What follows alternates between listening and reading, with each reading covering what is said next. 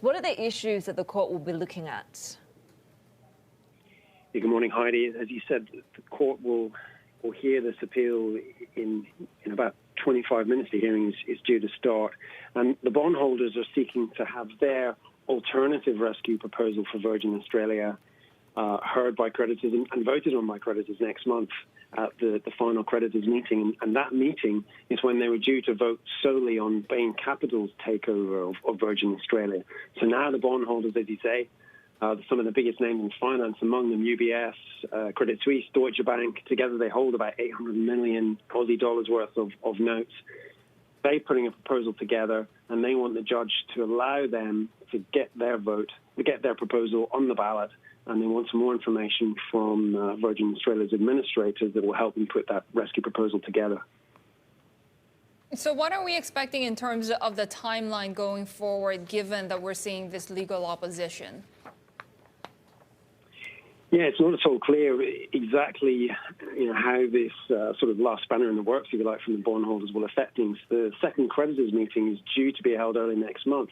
But now they've had this really snowballing opposition from bondholders.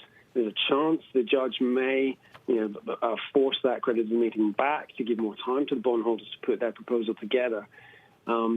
So I think what this proves is when you're trying to rescue an airline and there's thousands and thousands of creditors involved, it's not a simple process. This was meant to be a fast-track takeover deal to get the airline back in the skies before it ran out of cash, and it was looking like they'd done that. Virgin Australia's administrators, that's the Deloitte was the administrator.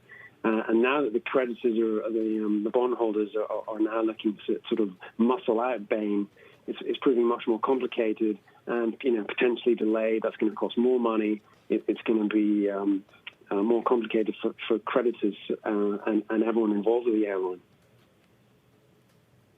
And Angus, as Virgin kind of struggles to be reborn, if you will, what are the implications of the latest shutdown that we're seeing in Victoria, just the general state of affairs for an eventual reopening of air travel?